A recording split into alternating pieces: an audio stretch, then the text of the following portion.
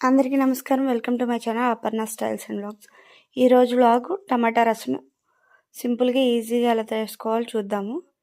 ముందుగా ఒక నిమ్మకాయ సైజ్ అంత చింతపండు తీసుకుని నానబెట్టుకుంటున్నాను. తర్వాత 2 టమాటాలని చిన్న చిన్న ముక్కలు కట్ చేసుకుంటున్నాను. మనం ఏ గిన్నెలో అయితే టమాటా రసం చేయాలనుకుంటున్నామో ఆ గిన్నెలోని టమాటా ముక్కలు అలాగే కొంచెం కొత్తిమీర వేసి చేతులు శుభ్రంగా కడుక్కొని దాన్ని మొత్తం బాగా పిసకాలి. పిసికిన తర్వాత అందులోనే ఒక 1/2 లీటర్ వరకు వాటర్ పోసుకుని అందులో ఉన్న పిప్పంతా సపరేట్ చేసేయాలి. అందులోని ఉప్పు, పసుపు, చింతపండు రసం వేసేసుకోవాలి.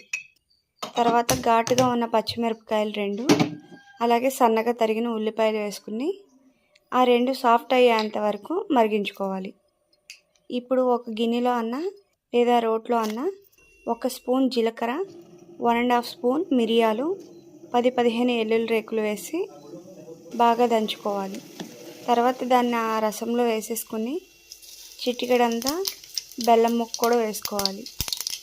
వేసుకుని ఒక 5 నిమిషాలు మరిగించిన తర్వాత పోపు పెట్టుకోవాలి. పోపులో ఆవాలు, జీలకర్ర, వెల్లుల్లిపాయలు, ఎండుమిరపకాయలు, కొంచెం కరివేపాకు, కొత్తిమీర వేసుకుని నేను కొంచెం ఇంగువ కూడా వేస్తున్నాను. పోపు పెట్టుకుంటే మనకి సింపుల్గా రెడీ అయిపోయి టమాటా రసం రెడీ అయిపోయింది. నచ్చితే లైక్ చేయండి, షేర్ చేయండి.